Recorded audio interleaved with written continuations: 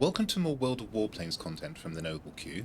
In this video I'll be looking at the Tier 7 British premium light fighter, the Gloster Meteor F.1. Hello there, and here on the staging airfield is the Gloster Meteor F.1, the first British jet fighter and the only Allied jet fighter to see service in World War II. Variants of this aircraft served with many air forces, and it even saw service in the Korean War, flown by the Australians. Must have been quite a daunting experience, that, because this aircraft would have been sadly outclassed by then. In the game, it's one of two jets that you can get at Tier 7, both premiums. The other is the Kostikov 302, which I've done a video on before. You can tell that this is the F1 variant, being honoured by the World of Warplanes team by these short nacelles. These had to be extended to avoid compressibility problems leading to drag, and that increased the speed of the aircraft. As a Tier 7 premium, I would have in the past unhesitatingly recommended it. It's a lot of fun to fly, and it was quite powerful. These days, unfortunately, one of the problems it's got is that it will face Tier 8s probably 60 to 70% of the time, and now we have multiple P61s flying around, especially on the EU server, which will outrun rings around this aircraft and blast it out of the sky. And of course, this video comes to you just after I've done the video on the Messerschmitt Bf 109 K-6 Kurfürst. That will also run rings around this aircraft and definitely blast it out of the sky with that awesome firepower. Nevertheless, I think this aircraft is still fun to fly if you set it up carefully. Let's go and look at the numbers and see what you'll get if you were to invest in one of these.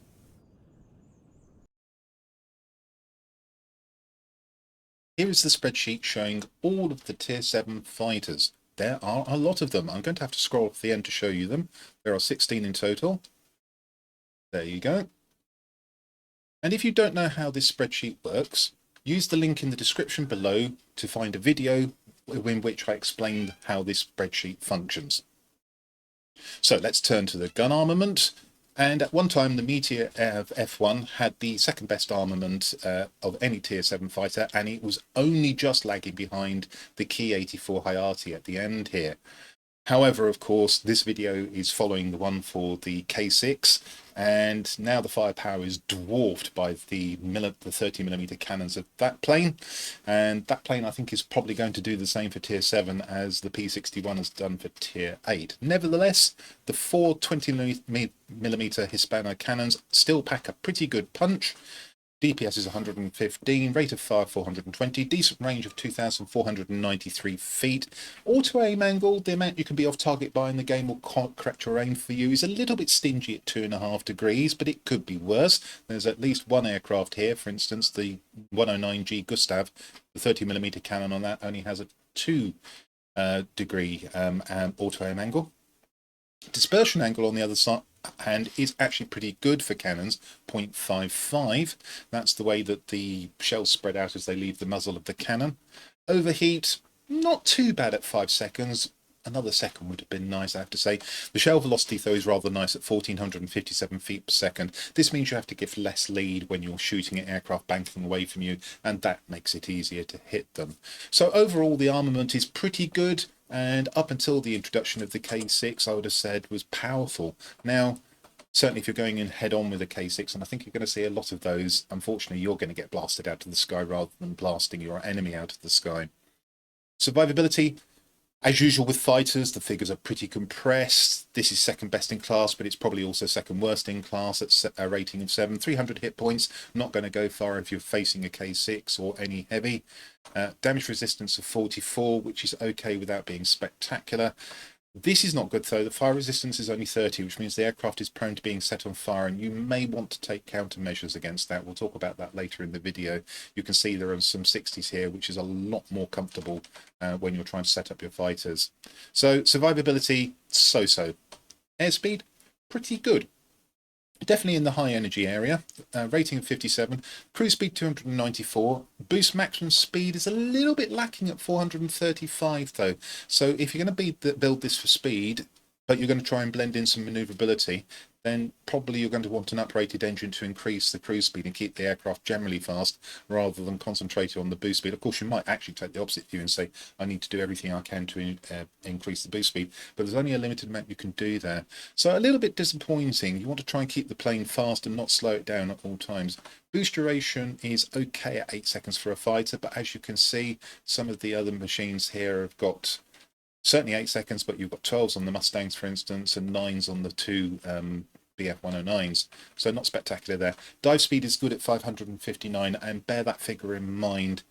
If you're fighting a K6, my recommended approach is to come in as fast as you possibly can, hit it pretty hard with your weaponry, and then possibly put the nose down and try and boost away in a dive, whilst the K6 is trying to turn around and get its sights on you. Manoeuvrability, not massively great as you would expect. It's 49.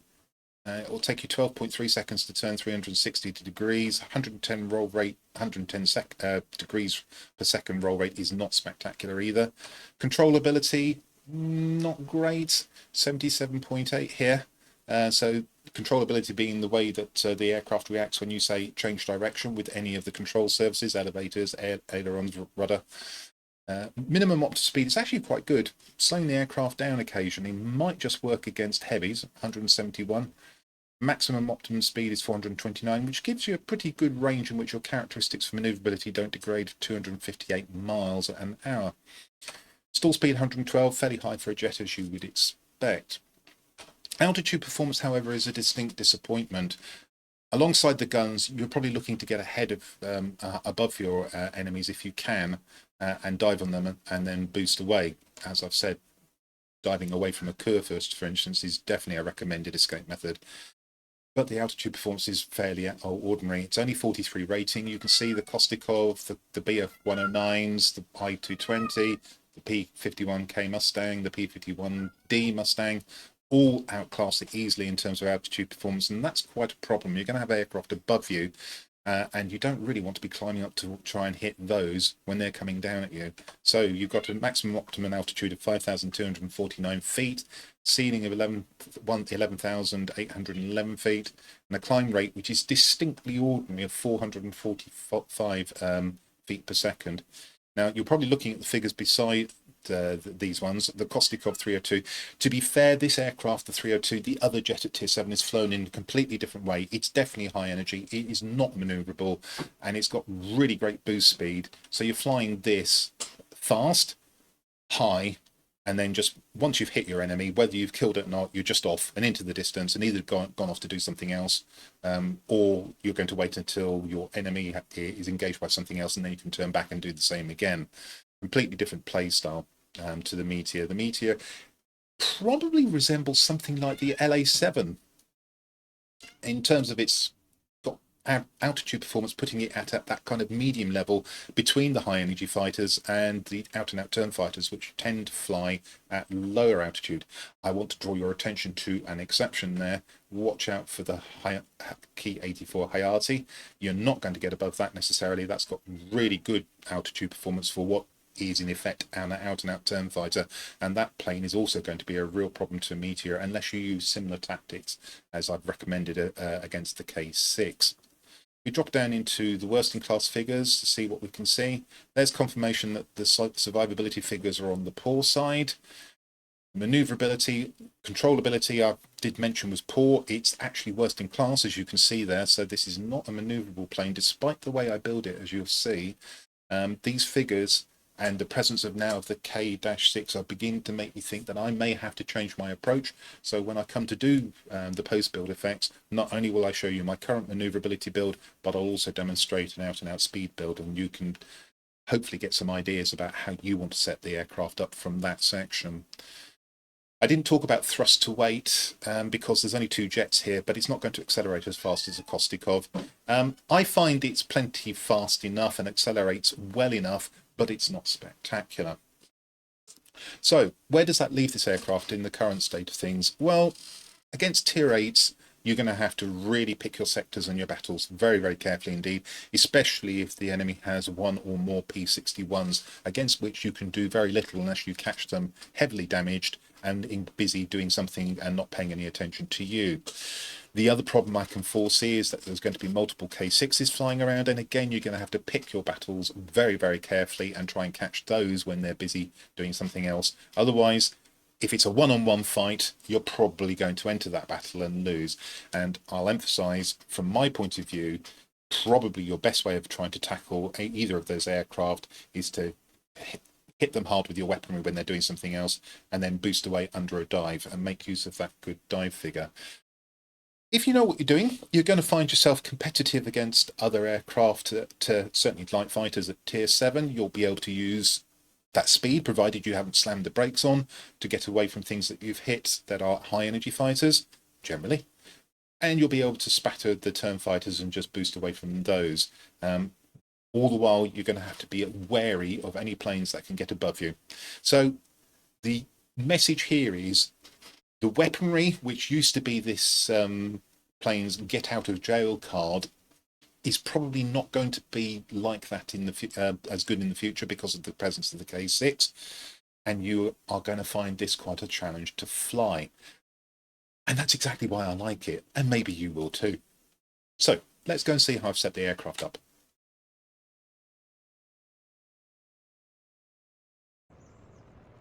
In the previous section of the video, you may have heard some squeaking in the background. That was Dilly the cat, which I've left in for local colour. I hope you didn't find it distracting.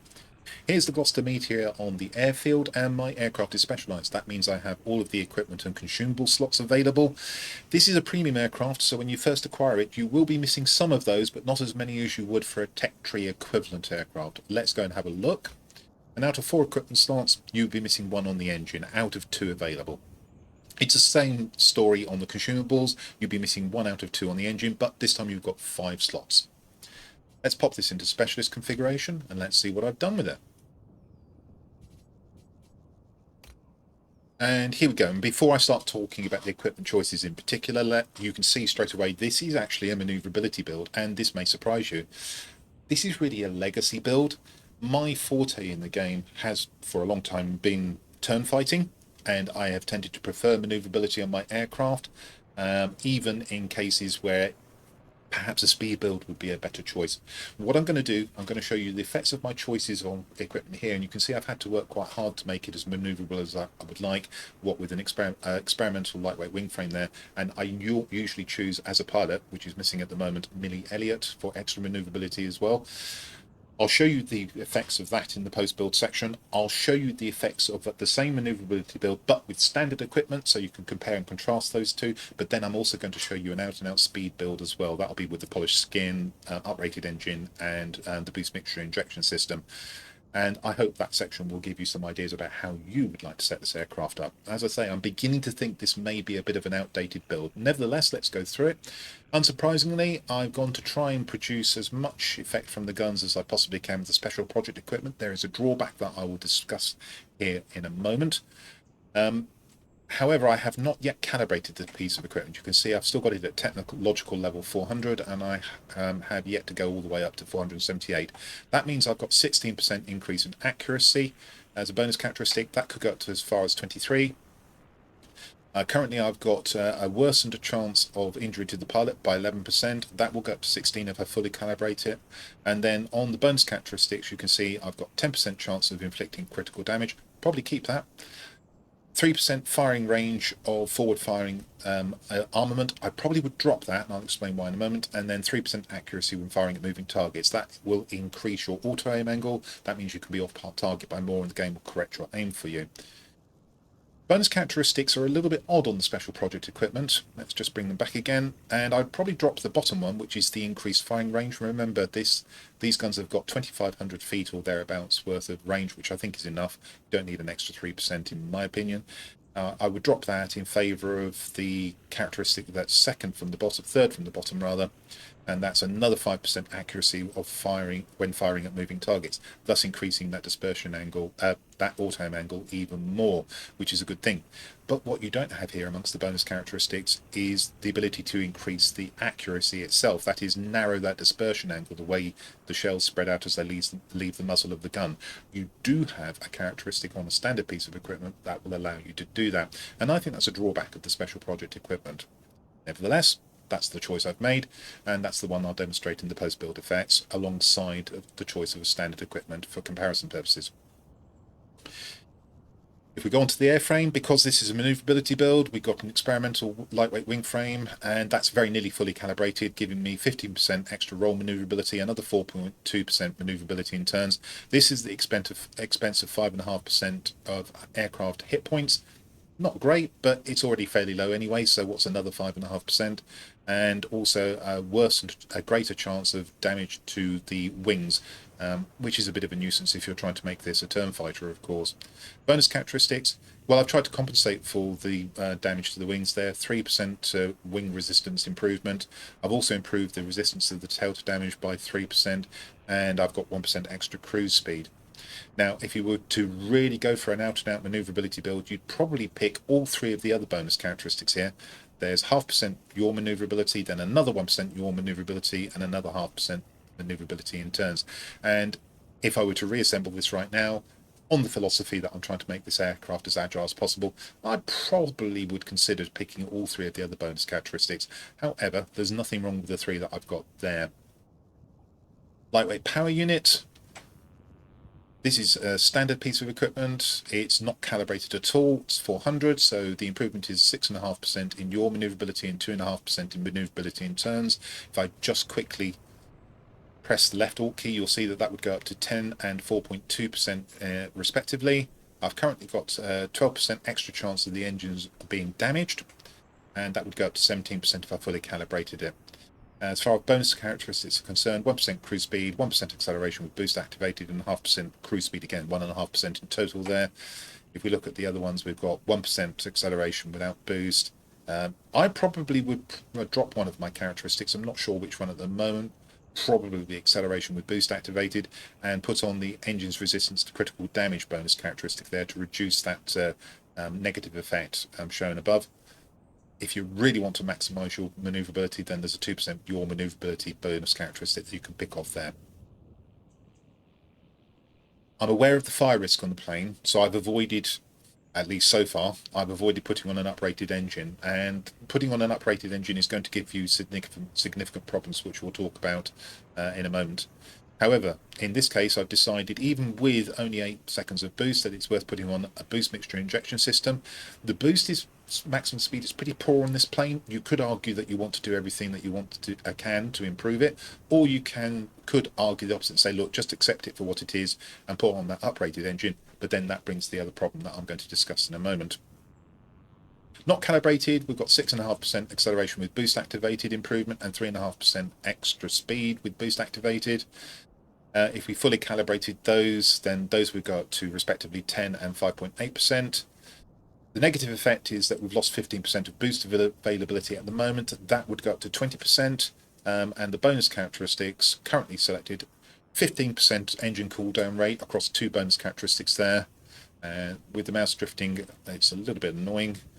We've gone for 0.5% maximum speed with boost activated. Now, I think I would reconfigure this as follows. Probably keep the engine cooldown rate so I can have boost back as quickly as possible, so keeping that 15%, but then I would drop the maximum speed with boost activated and put on the second from bottom characteristic there, 5% boost availability to mitigate the negative effects shown above. Consumables. The survivability of the plane, fire resistance, is poor. It's 30, and that's the reason why I'm loath to put on an uprated engine, because that's going to make that even worse. And if you come down from a level of 30 to say 20, 23, 25, you think you're going to have to start thinking about not mounting the first aid dressing kit. It's a bit of a risk already. I put it on because I think the guns are everything on this plane, and if your pilot is shot out, the accuracy goes down and you're losing what this plane does really well, which is hit things pretty hard with good weaponry. So I've just accepted that. But if you put on an uprated engine, you may very well need to start thinking about using, if you want to use the first aid dressing kit and not a fire extinguisher, you're probably going to have to put fire resistance and firefighter skills on your pilot, and I always regret doing that. So this is quite a difficult area for me. I've gone with the first aid dressing kit here. Pneumatic control assist for greater manoeuvrability in a tight spot. Emergency control system, probably not my primary choice here. If you're going for a speed, if you're going to try and mitigate the fire, and if you put an uprated engine on, this is something I probably would do. I would put on the exhaust bleed inerting system here to reduce the chance of fire by 20%. I think you're just going to have to give up that extra manoeuvrability and put on this consumable to try and mitigate that increased fire risk coming from putting on an uprated engine.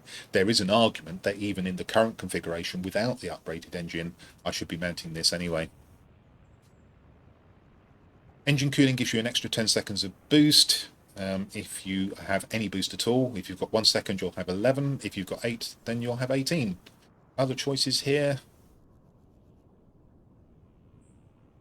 Restart bottle, well, you've got a second engine slot, so that's the one I would occupy with that. Improved mixture control for speed, worth considering if you're going to go for a pit speed build. Of course, there are gold consumables, not going to discuss those. If you're going to use gold consumables, you probably know what they're all about already. And then finally, I wouldn't recommend using the gold ammunition. The only reason I've mounted that is because I want to try and reduce the absurd level of gold I've got in this game. Universal ammunition should be plenty fine enough. If you are going to mount gold, then these are cannons, go for fragmentation ammunition. Okay, so the next thing to do is talk about pilot skills.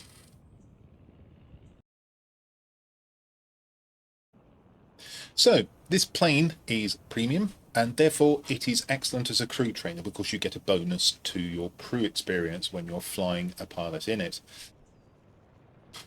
That means you can train any of your British pilots, and that's a very good thing to do. There is another option which I'll discuss after, how you would approach building a pilot for this plane rather than any other plane, and this is not something I would do with the Meteor. There are some premium planes where I would build a dedicated pilot. This is not one of them. Where would we start? Well, it will depend on whether you go for more manoeuvrability or more speed. In either case, I would start with aerodynamics expert, which improves the effect of speed and manoeuvrability equipments by 40%.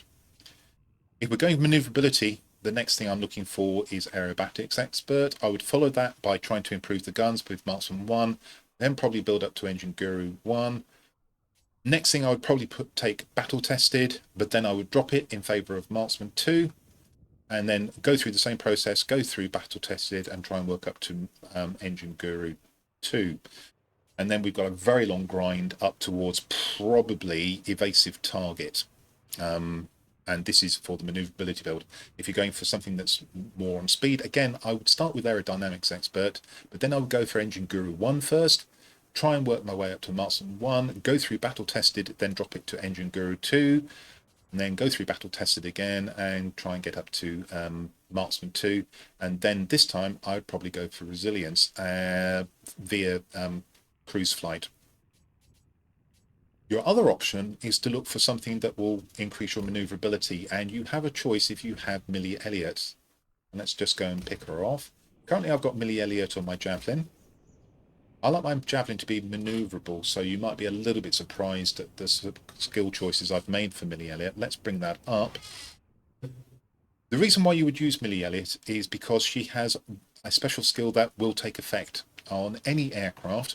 One of them, of course, her special skills is disabled, the Tornado Master. That will only work on the Tornado. But this one here, the Air Acrobat skill, replaces the standard Acrobatics Expert skill, and basically it doubles its effect. So if you are looking to make this plane, the Meteor, as manoeuvrable as possible, Millie Elliott is a viable choice. And in fact, it's the choice currently I'm making all the time. Okay, let's go and have a look at post-build effects. Here we have the spreadsheet showing the effects of my choices on the base characteristics of the aircraft. These figures are indicative. They're not absolute bests or worst that you can achieve. Your choices will be slightly different to mine. For instance, your calibration on your pieces of equipment might vary from mine. You might choose different bonus characteristics. Even your choice of livery, for example, can affect the aircraft. Actually, that is significant here. I have a chrome livery on the Meteor, which gives me more cruise speed. So take these figures as indicative, showing you where you're headed, not where you're going to arrive if you choose to maximize this or that characteristic. The base figures are in column C and D. You've seen these before if you looked at the numbers section of the video. My choices are shown in columns E and F. The difference between the two in absolute terms is shown in column G, and the difference in percentage terms is shown in columns H. So let's step through it.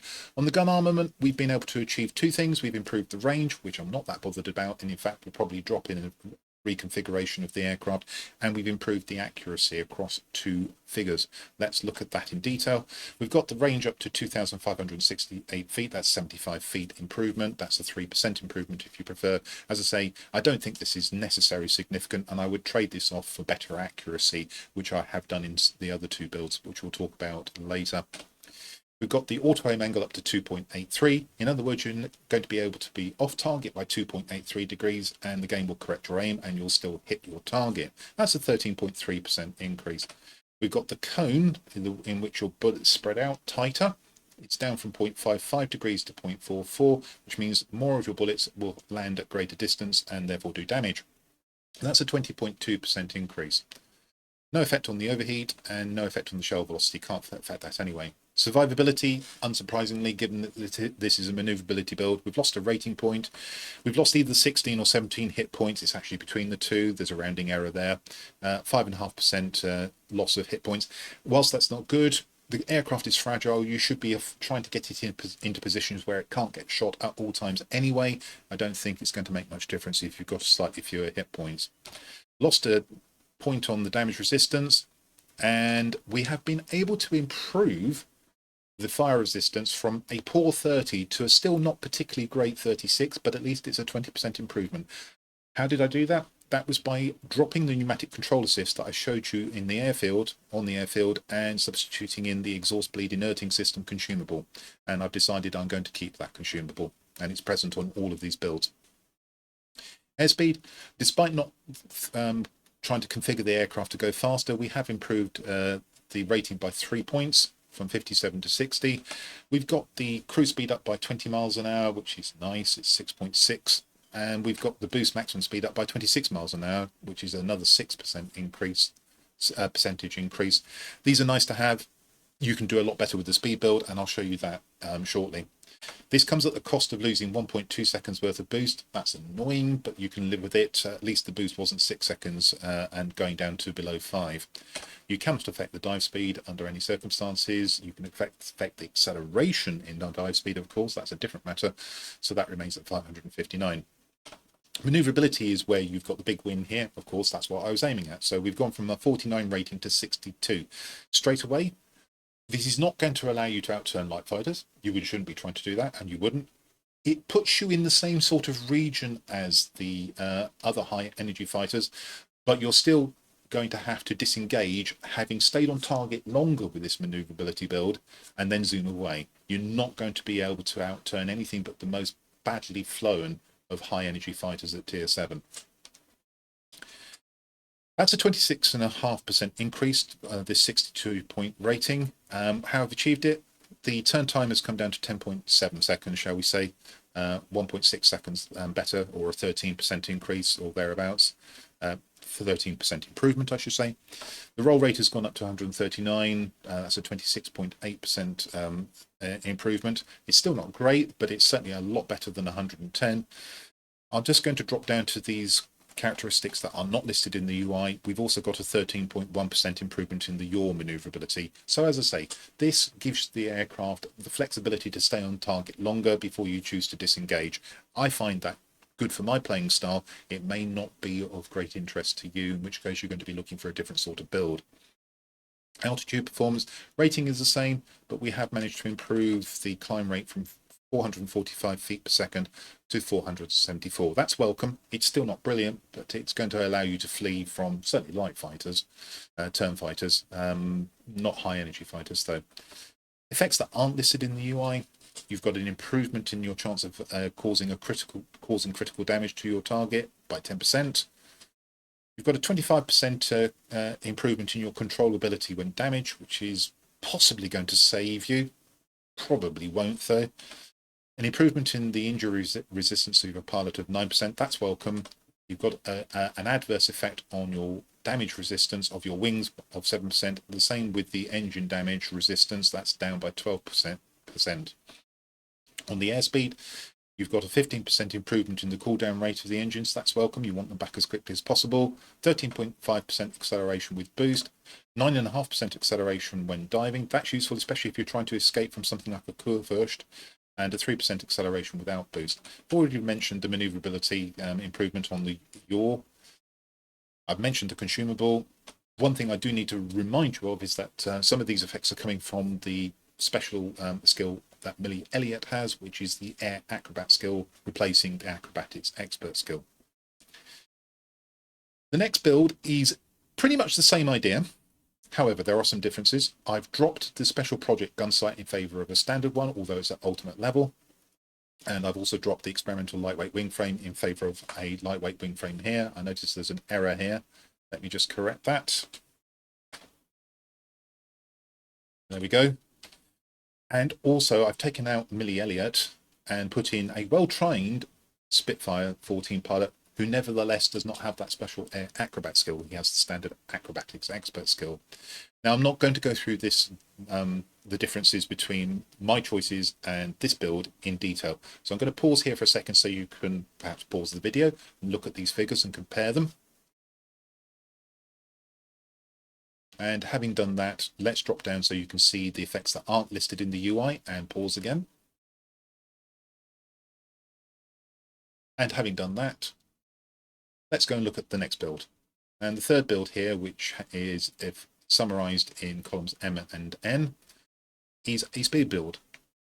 Now, it retains the gun sight. This is not the special project equipment gun sight. It's the same one as previously. Some of you may be thinking, well, altitude performance is not very good on this aircraft. Why don't you fit the equipment that improves altitude performance? Well, the reason for that is because it's not available below tier 8, and this is a tier 7 aircraft. We also have a polished skin, we have the uprated engine and a boost mixture injection system. On the guns, I opted to drop the characteristic that improved the range, so we're back down to 2,493. I think that's plenty fine enough. We've now got the the auto aim angle up to 2.89 degrees, so you can be off target even further, and the game will correct your aim for you, and you will still hit your target. So that's nice. We've got the dispersion angle down to a really nice 0.38 degrees here, so really tight cone, and the bullets aren't spreading out a lot. So that's a 31.4% increase, and that's because I'm using my Hunter pilot, which has Marksman 1 and Marksman 2 skills in this aircraft. I'm just going to note here in passing, he also has fire resistance. Incidentally, he's also got Engine Guru 1 and Engine Guru 2. The survivability is still 7. We've got our full complement of 300 hit points back. We've still lost damage resistance point, so we're down to 43 from 44. And here's the fire resistance. Now, it's gone down from what is a really poor 30 to a relatively poor 28, but we've been able to offset the effects because we have that fire resistance skill on the pilot. So it's down to only 2 points. Nevertheless, you're beginning to get into the area where you're thinking, I should really mount a fire extinguisher instead of the first aid dressing kit, which means that if your pilot does get injured, your accuracy is going to go through the floor. Or maybe you're going to have to dedicate another skill point to not just the fire resistance, but also the firefighter skill. So be aware, this is what the uprated engine does to you, even if you compensate for it. And of course, actually, the compensation there is not the fire resistance skill. That reduces the amount of damage that you take from fire. What's really compensating for it is the exhaust bleed inerting system. And I think that would be absolutely a mandatory choice if you're going to fit an uprated engine. Now, this is a speed build, so you would be hoping that you get some significant effects on speed, and you do. The rating has gone up to 67 from 57. That's a 17.5% increase. You've got a cruise speed of 362, up from 294. That's 68 miles an hour. That's pretty significant. The aircraft is now going to be really swift. 23.2% improvement. You've got the boost speed up to 473, 38 miles an hour improvement, 8.8%. So that's handy. It's still not the fastest, but it's getting better, that's for sure. Still lose 1.2 seconds of boost. Can't do anything about the dive speed, so that remains at 59. You wouldn't expect the manoeuvrability to be particularly good with this build. It isn't. You've actually lost a couple of rating points, and the reason for that is because your turn time is now up to 2.8 seconds, but you're not going to be turning in this build unless you're fighting a heavy or a bomber or a ground attacker by and large. And your roll rate is still that very poor 110 degrees per second, your original figure. As far as the altitude performance is concerned, got a slightly improved climb rate even on the previous build, and that's gone up to 484 feet per second. Other effects, you've got 20% fire damage tolerance, 20% fire extinguishing speed. These are important in this build. 7% pilot injury adverse effect, unfortunately. Adverse effect on engine damage resistance of 11%, and adverse effect of 11.5% on the wing damage resistance. I think that's actually wrong, so I'll check that later. Airspeed, we've got 20% engine cooldown rate. Really nice, engines come back quicker. 14.1% acceleration, no boost. 14.1% acceleration with boost. Unfortunately, we've lost the acceleration in dives. You'd have to play with your bonus characteristics to get that. And we've lost 1.8% of our yaw manoeuvrability as well. This is not a manoeuvrability build. Just a reminder, I think it's absolutely essential you pick this consumable if you're going to go for this build, the exhaust bleed inerting system. And as I said, we have a well-trained hunter pilot in this who has the fire resistance skill, not the firefighter skill, but has Marksman 1, Marksman 2, Engine Guru 1, Engine Guru 2. So that's what you could do with a speed build. And I have to say, in this day and age, I'm beginning to incline towards changing my build to this build and flying the aircraft a little bit like you would fly a heavy, maybe even your XF-90 if you're familiar with flying that, in which you just fly about as fast as possible, hit a target, and rather than try and destroy it if you haven't destroyed it by turning, you fly off and find something else to do. Okay, so bearing in mind that what I'm going to show you is the manoeuvrability build, let's go and see how this plane performs in battle. Before we go off and have a look at how this aircraft performs in battle, I did check these survivability effects here. Both these here are wrong. We can remove them. And as you can see, there are no adverse effects on the engine or the wings on that speed build that I was just demonstrating. And with that, now we can go and see a battle.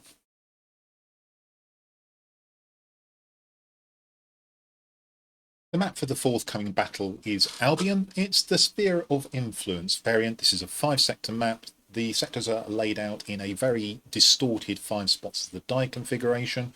We have in the centre an airbase, so this is both tactically and strategically important. Tactically, it gives you easy access to the surrounding 4 garrisons. Strategically, it's much more important than those garrisons. It's a centrally placed airbase, which means that you can spawn there and get to other garrisons very quickly, particularly if you're one of those who likes to crash an aircraft at one end of the map in order to spawn in the middle and get to a sector at the other end of the map. So, as I've mentioned, you can spawn there. You can get a new aircraft of the same tier, a different one, if you think that suits the battle better, or you can get full repairs here, provided your team owns this sector. And then on both axes, we have outlying garrisons. And the obvious way to try and win this battle is to possess your local garrisons and the airbase for at least longer than the enemy. As far as the order of battle is concerned, I'm top tier with my Meteor 1, and I have 3 tier 6s for company, a BF-109 F6, an LA-5, and an IL-2 ground attacker. The enemy has 2 tier 8s, so immediately they've got an advantage. They've got a BF-109G, which I've got to be careful about. I'm going to have to be even more careful about the BF-109 K6, although it's not specialised.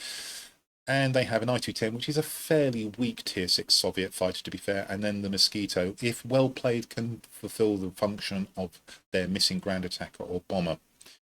Straightforwardly, the enemy, if they play well, look as if they've got the advantage. I'm going to have to probably carry my team here.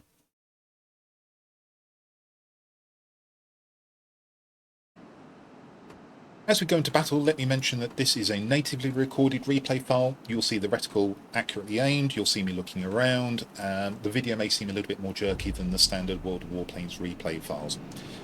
The critical sector here is the airfield. Despite facing considerable opposition, potentially in the shape of 2 BF-109s, I'm going to go and try and secure it for my team and see what we can do from there. Now we're going to climb because my first targets, if I can, will be the heavy ADAs protecting the airfield, and then I'll work my way down if I can. So remember, this is the manoeuvrability build, so I'm not going to get there quite as quickly. But then I am going to be more flexible once I do get there. So there's the first heavy.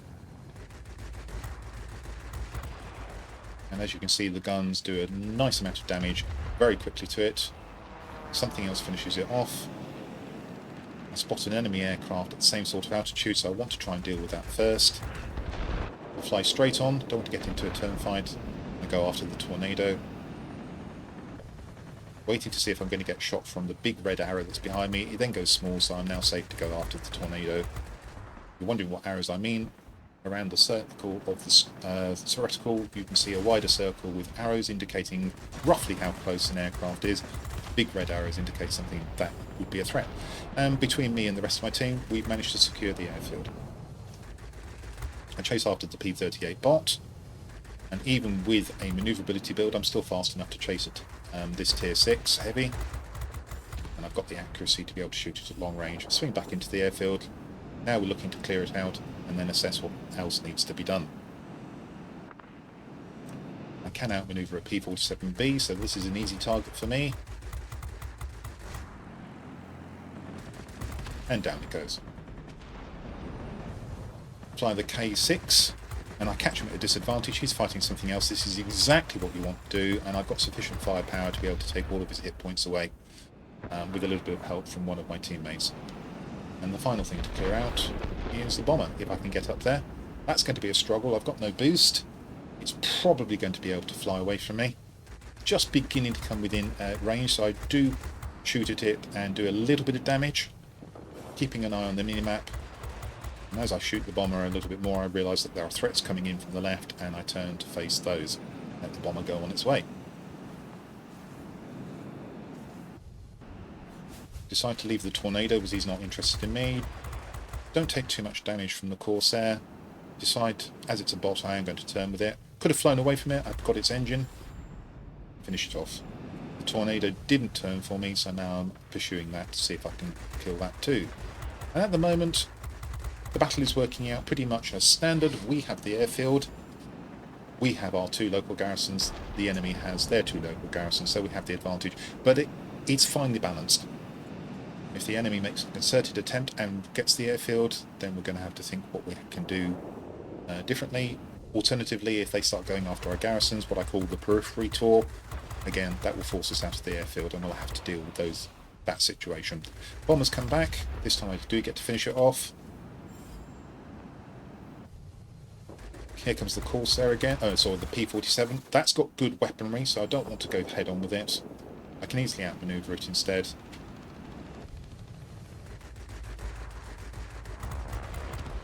And down it goes. Now, if that had been a full speed build, I would have had to fly away and come back. I would have probably had about the same kind of manoeuvrability as that plane. Now, I'm keeping an eye on the sectors here, and it's actually on a knife edge. We're close to losing both our local garrisons, and the enemy is close to going 4-1 up. I want to try and take repairs if I can, but the Mosquito comes in. That's easy for me to kill because I can keep up with it and it can't maneuver away from me. And I would have suggested that, given the state of the game, probably the airfield is not the enemy's priority here. It's capturing those garrisons, and they've actually got one of them now. So I've got to think about, should I stay at the airfield or should I risk losing it and go and try and take a garrison? And that's what I decided to do. So we're heading off to try and take a garrison off the enemy and get back to a 3-2 advantage.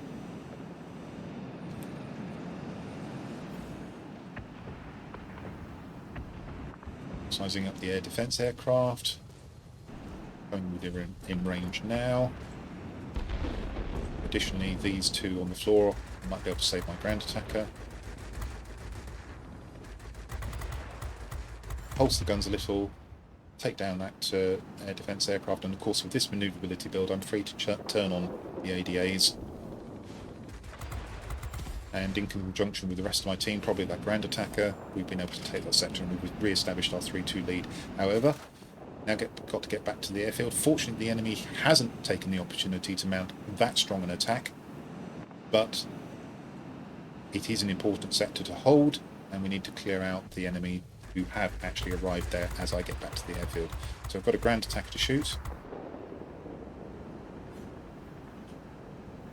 wheel around so I can get a little bit of difference and then come back onto the ground attacker. This weaponry is certainly good enough to take it out. My team has disposed of the other ground attacker. And now the airfield is under a much more serious threat from the enemies on the other side of the sector. So I've got to hightail it there and see if I can get rid of some of them and save this airfield. And it looks as if it's going to be not within my power to do so. Focusing the K6, because that's a big threat to me. I want to try and catch him at a disadvantage. But in doing so, they do take that airfield. I ignore the aircraft that's flying towards me. That's dangerous. And probably not the right thing to do, given that the airfield has already been lost. However, I am able to take out the K6, so maybe that gives my team a chance of taking this back. Now we turn and find the I-210 coming straight at me. He sets me on fire, which is unfortunate, although I destroy him. And I've been lucky in this game so far. I actually haven't taken too much damage, but the moment I do start taking significant damage, you see I have gone on fire, and that's something you're going to have to cope with. Shoot. Destroyed the Corsair, but now I've got almost no health, and here comes the G, the F-109G, hoping I can kill him before he can kill me. Unfortunately, it turns into a ram, and down I go. And we're still 3-2 down, so the enemy is beginning to claw their way back into this battle. My team seized the airfield, the airbase, whilst I was respawning, so I spawned back in the middle. And I'm getting some good support from this team. I spot the K6, which is spawned here, and it looks like I'm going to be able to take him out for a third time, especially as he's not reacting to the fact that I'm shooting him. So that's good news. Going to try and clear things out. My team is doing the same, and it's looking alright at the moment, but notice that both of our garrisons are under severe threat. The enemy has decided to go for the periphery tour, and they're doing a pretty good job of it. However, the scoreline is in. What we're killing stays killed. We've lost one of our sectors. And now we are in a bit of bother. Got to fly away from that attacking enemy. Looking for some assistance from our team here. We've managed to get quite a long way away. Clearly the aircraft that was attacking me was busy with other things. And get shot down. That was the BF-109G. So that's another aircraft down. Unfortunately, we've now lost our other garrison, and the enemy has got a 4 sector to 1 advantage. This is going to be tough to pull back unless we can win by the other condition, which is killing all of the enemy. Hero of the Sky badge goes through, P-47B goes down. I have a look at the battle situation. I see that they have 3 bots left, and they're all clustered over the garrison that I've just turned towards, and I've decided that what we're going to have to do is kill them all. We probably haven't got time to take back 2 sectors. I'm looking around to see where the enemy players are. The tornado goes down to one of my teammates. I'm ignoring the ADAs, and I find the ground attacker below me. Severely damaged. I finish it off. And in the meantime, my team have killed the other enemy aircraft, and we have sneaked the victory. 20,000 personal points, quite a lot of medals. This is a good game at Tier 7. And you saw the Meteor being very effective. Let's have a look at the outcome of this battle. From the centre, we can see it's a 5 chevron battle, grade 1 fighter, and this has grossed 233,101 credits, or silver if you prefer, of which very nearly 78,000 came from a premium account bonus. If we look in the message box, we can see that there are repair costs of 3,250 credits. That's for losing the aircraft once. As usual, I was using prepaid consumables, that is consumables I bought previously, half price in a sale. Aircraft experience, this has been inflated by the fact that I was running a booster during this battle, so it's 2,933 base, 1,466 coming from the premium, and for once 3,079 coming from all of those bonuses, including the booster. It's a similar story with the free experience. This is also boosted, so the base is 300, premium account bonus is 73, but then the booster has produced very nearly 12, just over 1,100's worth of extra free experience. No tokens on this occasion, but if we look here, we can see there's an Akinamatsu medal, a Winged Legend, a McCampbell medal, and a Hero of the Sky badge. On the personal score tab, we can see that 2 of the class-specific missions were completed. This one for capture points was 4/5 complete. That gives you 14 points, and as you need 13 for a 5 chevron battle, the result is, as you can see. Personal points, 20,430, sectors captured 3, 19 aerial targets destroyed, 1 short of the ace there, 6,493 damage done to aerial targets with 31 criticals coming off those cannons, lost the aircraft once as I mentioned before, and we've got 580 capture points. That is split 320 for defending, 260 for attacking. On the team scores tab, we can see that that was enough for first place, both by personal points and by chevrons. This would have been on either team. Some solid contributions from a couple of players on my team here, able support, and that allowed us to dominate the battle in the end. Slightly less consistent contributions from the enemy team. Good effort from the K6, but then you would expect that with that firepower on that plane. Nice battle to win. That brings me to the end of the review section for the Gloster Meteor F.1, and in the past I would have had no hesitation in recommending this Tier 7 Premium to you. I'm a little bit more hesitant to do so now because of the existence of P61s at Tier 8 and now the BF109 K6 at Tier 7. However, it has powerful weaponry and I think it's still quite a lot of fun to fly, albeit much more of a challenge these days. Well, I hope you found that helpful, and if you did, you'll come and see my future content. Stick around. There's a bonus battle at Tier 8 coming up, showing you that the plane can act as a good support aircraft even in adverse circumstances. But this is where I leave you. So this is the Noble Q, signing out.